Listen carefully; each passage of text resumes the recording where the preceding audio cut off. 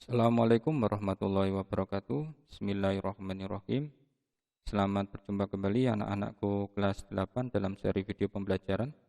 Kita akan melanjutkan materi kita. Kemarin kita sudah belajar tentang gelombang, getaran, gelombang. Nah, sedikit mereview bahwa gelombang itu adalah getaran yang merambat. Jadi kita bisa mendengar bunyi yang akan kita pelajari pada video ini.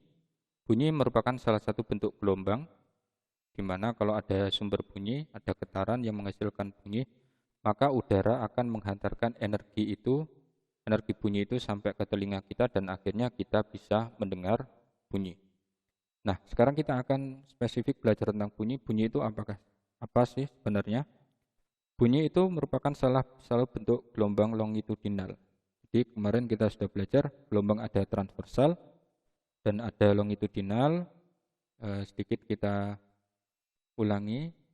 Kalau gelombang transversal itu kemarin yang bentuknya seperti ini, ada bukit gelombang, lembah gelombang, dan antara satu bukit satu lembah ini adalah satu lambda. Kalau gelombang longitudinal itu bentuknya seperti ini, ada rapatan, ada renggangan, ada rapatan lagi, ada renggangan lagi. Satu rapatan dan satu renggangan ini disebut dengan satu gelombang atau satu lambda. Baik anak-anakku semua, kita lanjut.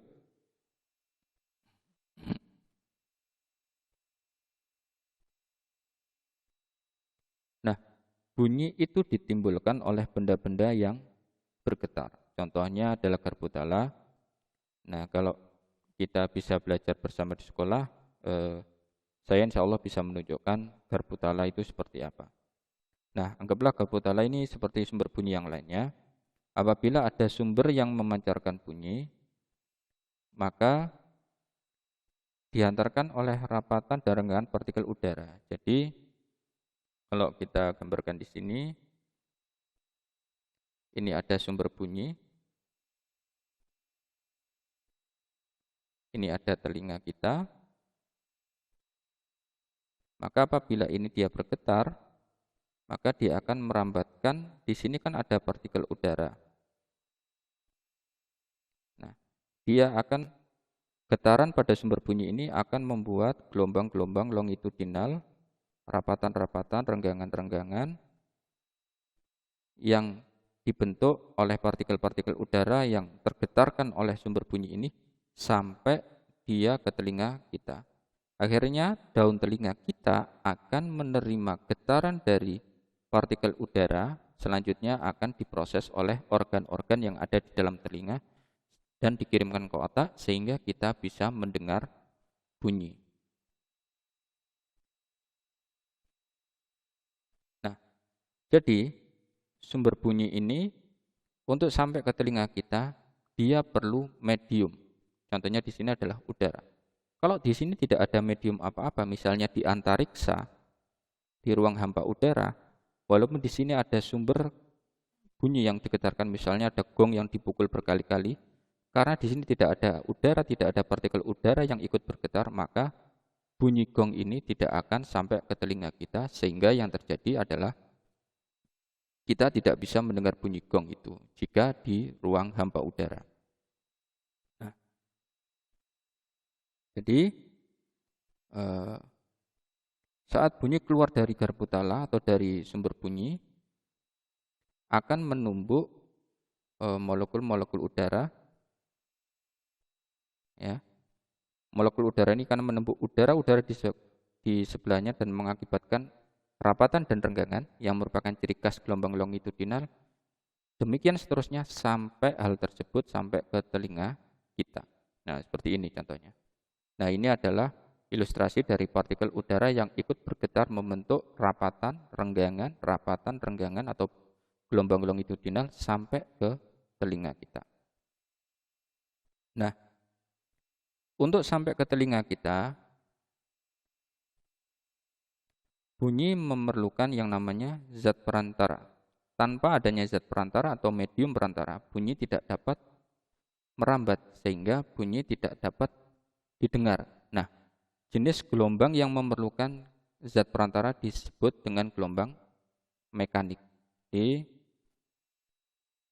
kita tuliskan gelombang ada dua jenisnya selain transversal dan longitudinal, ada mekanik dan ada gelombang elektromagnetik. Gelombang mekanik merupakan gelombang yang perlu medium. Contohnya bunyi. Sedangkan gelombang elektromagnetik ini tidak perlu medium. Ini dia contohnya bunyi yang magnetik. Nah, yang tidak perlu medium contohnya pada gelombang cahaya. Jadi cahaya dari matahari sampai ke bumi melewati ruang hampa udara yang sedemikian panjangnya, luasnya. Nah, contohnya maka cahaya adalah termasuk gelombang elektromagnetik. Jadi bunyi dapat terdengar itu kalau ada tiga syarat, ada sumber bunyinya, ada zat perantaranya, dan ada penerima bunyinya. Ada sumber bunyi. Kalau dalam contoh ini ada sumber bunyinya yaitu garpu tala, ada medium zat perantaranya yaitu udara, ada alat penerimanya yaitu telinga. Nah,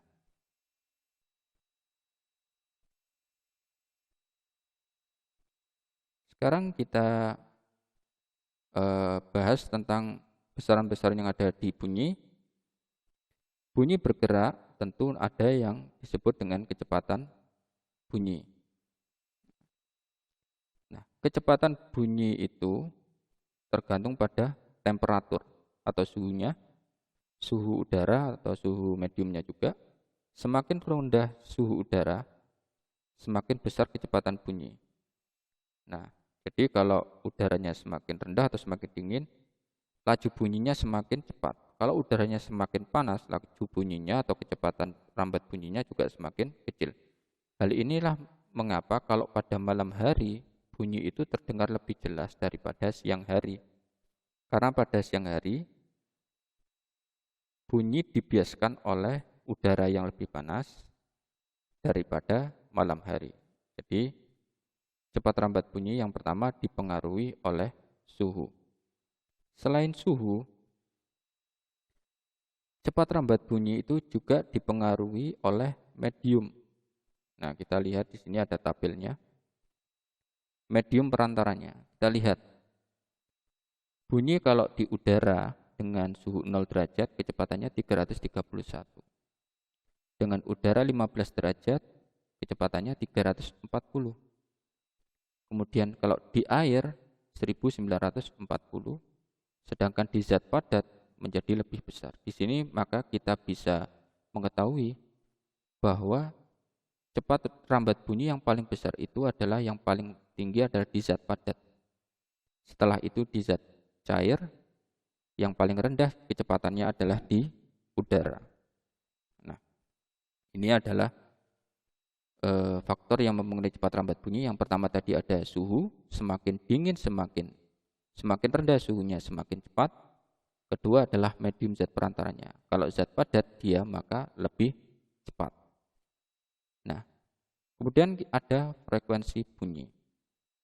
Nah,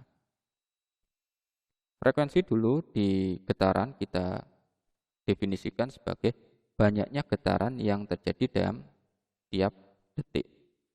Nah, bunyi pada yang bisa didengar manusia menurut frekuensinya diklasifikasikan menjadi 3 jenis bunyi, yaitu infrasonik, audiosonik, dan yang terakhir adalah ultrasonik. Infrasonik adalah bunyi yang kecepatannya yang frekuensinya di bawah 20 Hz. Infrasonik, audiosonik antara 20 sampai 20 ribu Hz, 20 sampai 20 ribu Hz, dan ultrasonik di atas 20 ribu Hz. Nah, yang bisa didengar oleh manusia adalah bunyi yang audiosonik ini. Sedangkan bunyi infrasonik dan ultrasonik tidak bisa didengarkan oleh manusia. Kenapa? Kalau infrasonik itu di bawah 20 Hz, maka dia terlalu lemah, jadinya tidak terdengar. Oke, tulisannya agak sedikit jelek. Kalau ultrasonik di atas 20 Hz tidak bisa didengar juga. Kenapa? Karena dia terlalu keras. Terlalu keras. Jadi yang infrasonik terlalu lemah sehingga tidak bisa didengar. Kalau ultrasonik terlalu keras sehingga juga tidak bisa didengar. Yang bisa didengar adalah di rentang 20 sampai 20.000 Hz atau jenis bunyi audio sonik. Tapi untuk bunyi infrasonik dan ultrasonik ini untuk beberapa hewan dia bisa mendengar. Contohnya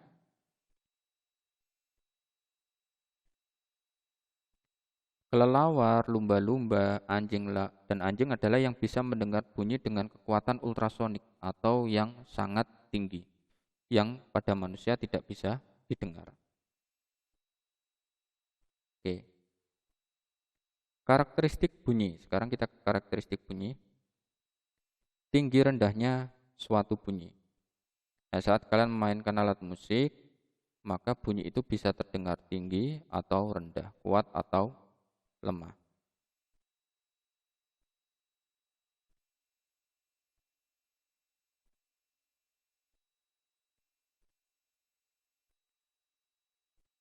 Nah, tinggi rendahnya bunyi atau tinggi rendahnya nada ini ditentukan oleh frekuensi bunyi tersebut. Maka jika frekuensinya besar, maka nadanya semakin tinggi. Jika frekuensinya kecil, maka nadanya semakin rendah. Ini bisa kita tuliskan seperti ini.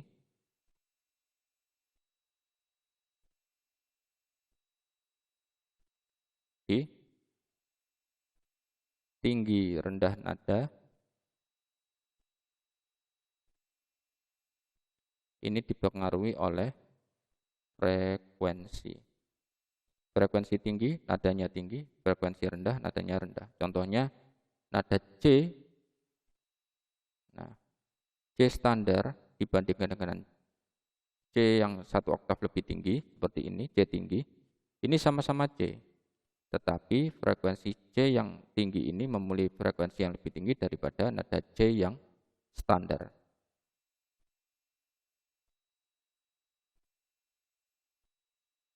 Nah, aplikasinya adalah di alat musik, contohnya pada gitar. Kalau senarnya panjang, maka frekuensinya semakin rendah. Tapi kalau senarnya semakin pendek atau di fret-fret tinggi, itu frekuensinya yang semakin tinggi atau nadanya juga semakin tinggi. Itu adalah tinggi rendah nada, dipengaruhi oleh frekuensi. Tapi kalau kuat lemah bunyi, ini dipengaruhi oleh amplitudo. Di simpangan terjauh. Misalnya ini senar gitar. Nah, ini kalau ditarik segini, nah dari posisi ini menghasilkan simpangan. Simpangan ini disebut amplitudo. Nah, di sini ada simpangan yang ada misalnya ditarik lagi, tarikan yang kedua segini lebih tinggi, amplitudonya juga semakin tinggi. Nah, amplitudo tinggi ini menghasilkan bunyi yang lebih kuat.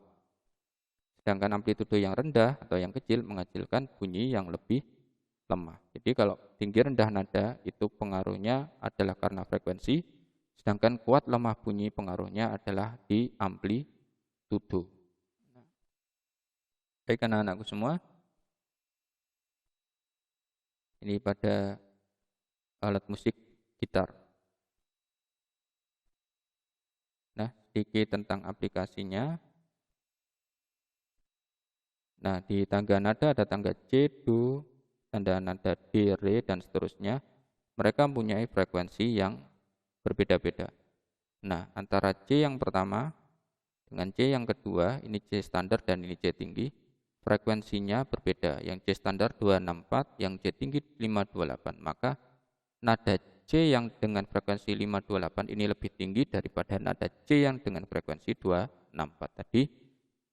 Mengapa? Tinggi rendahnya nada dipengaruhi oleh frekuensi. Kemudian kita bahas yang ini, yang penting juga adalah resonansi. Nah, resonansi ini diaplikasikan di banyak alat musik. Kenapa gitar tabungnya ada berongga? Kalau rongganya kita tutup, maka bunyi yang dihasilkan tidak keras. Apa sih fungsinya rongga tersebut? Itu adalah sebagai peresonansi. Nah, kita lanjutkan saja. Resonansi itu adalah ikut bergetarnya udara dalam kentongan tadi setelah dipukul yang mengakibatkan bunyi semakin keras. Atau kita bisa tuliskan di sini. Di sini kita buatkan definisi sederhana. Resonansi adalah ikut bergetarnya suatu benda karena benda lain yang bergetar. Dengan catatan frekuensinya sama. Nah, kalau kita gambarkan di sini, nah, pada gitar misalnya, jadi pada gitar, misalnya ini ada gitar, ini ada lubangnya. Nah, kalau senar ini digetarkan, ya ini digetarkan, maka udara di dalamnya juga akan ikut bergetar. Sehingga frekuensi senar dengan frekuensi udara di tabung resonansi di dalam tabung ini juga sama. Sehingga apa yang terjadi? Bunyi yang dihasilkan akan semakin nyaring. Jadi frekuensi adalah peristiwa ikut bergetarnya suatu benda karena benda lain yang bergetar. Jadi contohnya kalau kentongan itu kalau dipukul, maka udara di dalamnya juga akan ikut bergetar. Maka akan terjadi peristiwa resonansi. Untuk hitungan matematisnya bisa kalian baca sendiri. Dan pertanyaannya selanjutnya adalah, apakah resonansi hanya terjadi pada alat musik? Nah, ternyata tidak. Telinga juga memanfaatkan prinsip resonansi. Ketika kita bicara, kita dapat mengatur suara menjadi lebih tinggi atau lebih rendah. Nah, kita bicara, suara kita bisa kita atur tinggi atau rendah. Organ yang berperan dalam pengaturan tadi disebut pita suara yang berada di tenggorokan kita.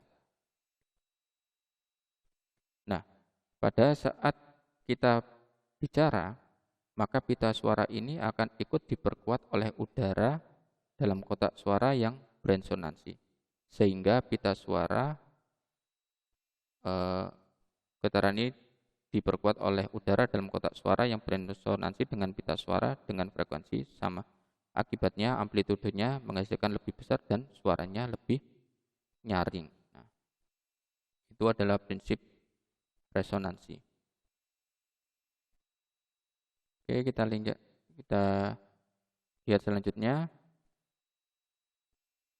Bunyi juga dapat dipantulkan karena dia gelombang. Ini bisa kalian baca sendiri. Nah, bunyi pantul bisa memperkuat bunyi aslinya.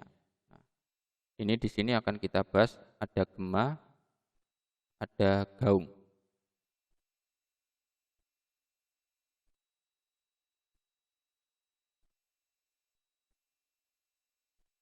Yang pertama adalah gaung. Nah, gaung itu adalah bunyi pantul yang terdengar hampir bersamaan dengan bunyi aslinya, sehingga bunyi akhir yang terdengar menjadi kurang jelas. Nah, contohnya adalah bisa bunyi kita meneriakkan fisika, maka bunyi pantulnya terjadinya hampir bersamaan dengan bunyi aslinya, sehingga terdengarnya hanya tinggal awalnya fi, akhirnya K. K. Kebalikannya adalah gema. Gema adalah bunyi pantul yang terdengar setelah bunyi aslinya. Jadi kalau kita menerapkan fisika, bunyi pantulnya juga fisika. Maka bunyi yang terdengar akan seperti 2 kali fisika, kemudian fisika lagi. Jadi kalau gema hampir bersamaan, kalau gaung hampir bersamaan, kalau gema tidak bersamaan atau setelah bunyi aslinya. Dan yang terakhir akan kita pelajari di video ini adalah bagaimana bunyi bisa terdengar oleh manusia. Nah, kita langsung saja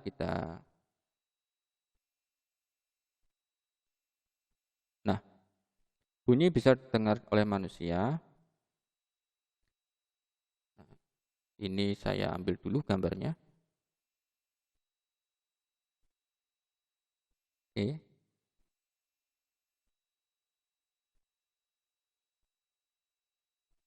Kita taruh di sini gambarnya.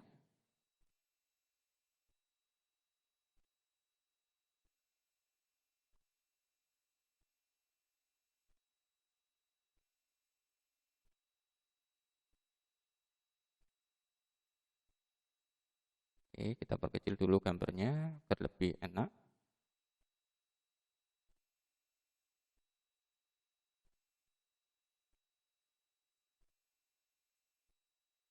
Nah, oke, kita tuliskan di sini.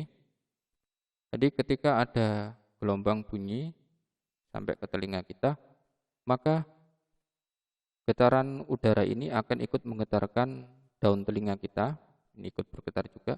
Akhirnya getaran udara ini ditangkap oleh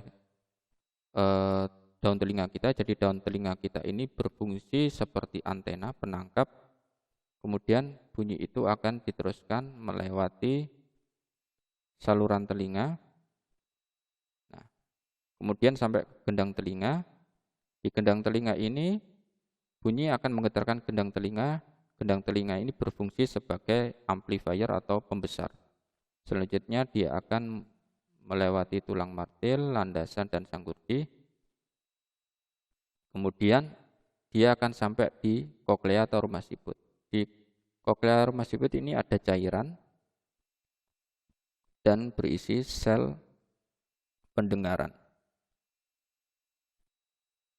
Nah, begitu getaran gelombang ini sampai ke sini, maka cairan di dalam rumah siput atau koklea ini akan ikut bergetar.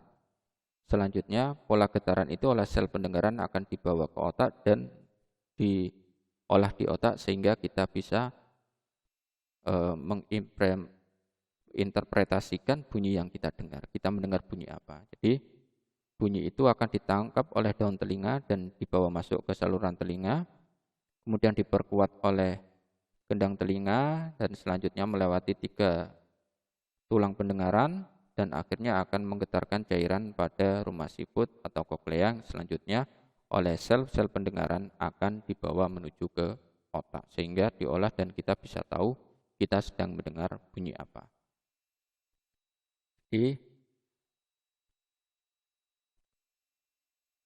Atau kalau di buku kalian, nah ini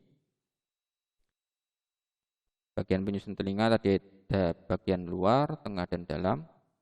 Bagian luar ada daun telinga dan saluran. Bagian tengah ada gendang telinga dan 3 saluran pendengaran. Tadi ada martil, landasan, dan sanggurdi. Dan bagian dalam ada saluran etoasius dan yang berperan dalam pendengaran adalah rumah siput. Nah, atau koklea. Nah, di koklea ini berisi ribuan sel rambut yang peka terhadap getaran. Ya, selanjutnya akan diubah menjadi impuls saraf dan dibawa ke otak sehingga kita bisa mendengar bunyi yang kita dengar.